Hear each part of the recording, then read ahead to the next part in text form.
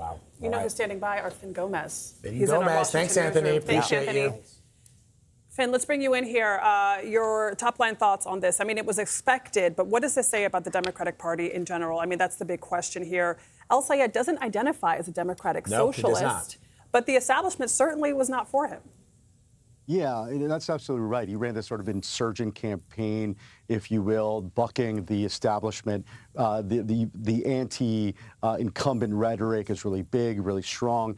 But what you're seeing, I believe, is something typical that you've seen in previous cycles in Michigan. Anthony and I were talking about this earlier. I mean, if you know, Michigan is a place where they frankly like disruptors. If you go back to 2016, in that cycle, both President Trump won that in that election, in the general election. But if you remember in that Democratic primary, Bernie Sanders won in that primary. So, you know, he was essentially a prelude to what you're seeing now. And I think what you're seeing across the midterm landscape, Vlad and Adriana, is this anti-establishment rhetoric for both parties. It's not just specific to one party. So I think you know, what's happening with El-Sayed, and again, he ran in 2018 and he lost badly to Gretchen Whitmer in that race. But, you know, he hasn't really changed his platform or his positions. It's really that the climate is now ready for a type of candidate like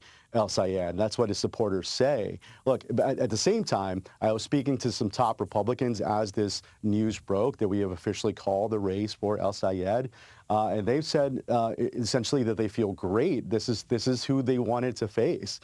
They feel that he's the weaker candidate of the two. And they think that they're going to be ahead. You know, over they said that that he has some, they believe, some very controversial positions when it comes to healthcare, when it comes to Israel and other positions. And they think that Mike Rogers, the Republican in this race, is a strong candidate. Another Republican also pointed to the fact that Stevens did well with blue-collar voters, with union voters, and they feel that type of voter is a voter that, you know, Donald Trump has done well with in previous cycles. He did well with them in 2024, and that Mike Rogers, they feel, can pull them back into the Republican column. This is going to be a tight race. It's going to be a brutal race. It's going to be ugly at times, I predict.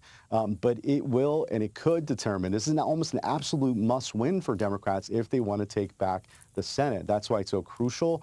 And the other thing I've been told is Republicans are planning to spend a ton of money here to back Rogers. It's going to be a top showdown here, guys. Yeah, it's interesting, the money question, Finn, because we know that he doesn't have a lot of money, as Haley Stevens did. AIPAC particularly spent some $30 million or more to try and get her over the finish line. But he proved in this primary contest that perhaps money isn't as big of a deal. Now, I don't know how that works when it comes to a general election, when you know that the Republicans are going to pour in a lot of money here.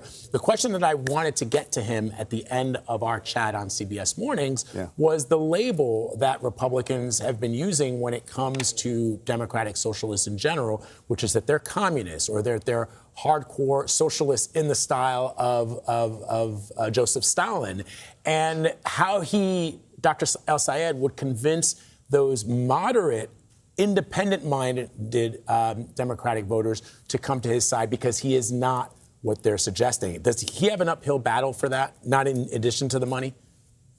I think so. Look, when it comes to the money, that's a great point and great interview, by the way, with him earlier today.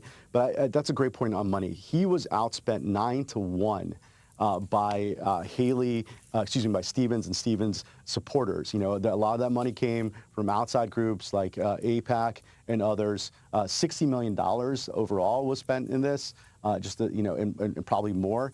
But it was something that he overcame, just like, you know, Mayor Zoran Mamdani did in 2025 in his insurgent win in New York City, you know, and he relied a lot on what? It's kind of the same sort of tactics and strategy, a lot on social media, a lot of digital, really kind of a different form of outreach. And so he overcame that. And also he did a lot of media, a lot of earned media. He said yes to Fox. He said to everyone across the spectrum, he was on their air, which I thought was a very smart way to sort of combat that that hurdle, that financial hurdle. I do think he is going to have, at this point, some trouble with those moderates voters, and with centrist Republicans, with blue-collar voters, with potentially union voters, and I think that could be a hurdle for him. I think what I understand is they do want to do debates, a lot of debates, and I think I think they feel that he's very strong on air, if you will. He's good. He's a good communicator, and I think that's something they're going to try to lean in on as they now compete against Mike Rogers. And you've already seen that sort of pivot. You heard it in your interview with him, Vlad. You heard it last night in his speech. You heard it a few days before, where he's really sort of already preparing himself for the general election, really pointing, his targeting Mike Rogers now. He's even predicted in some interviews that he could beat Mike Rogers by 7 points. He said that specifically. So there's a certain brashness to him as well, a certain cockiness, if you will. And I don't know how that's going to play in a general election. But as we discussed previously, Michigan does have sort of a soft spot for outsider, disruptive type of candidates, and looking back at both Bernie Sanders and Donald Trump. Yeah, and the other thing that we did talk to him about, Finn, as you know, and Adriana, is what this means for the Democratic establishment writ large. I mean, we asked him specifically if Chuck Schumer should still be the Senate Majority Leader. And I don't know if we made news but it was something that I hadn't heard him say before. Finn, you can tell me that he suggested that Senator Chris Van Hollen from Maryland should be the Senate Majority Leader if the Democrats were to win back the Senate. I thought that was interesting. And I wonder this morning how folks like Schumer, Hakeem Jeffries and others, the leaders of the Democrat Party, are feeling after yet another win for people who have politics that are to the left of them. So it's an interesting question. I know we'll be talking to you about it a lot between now and September, my friend. Thank you very much, as always. Thank you.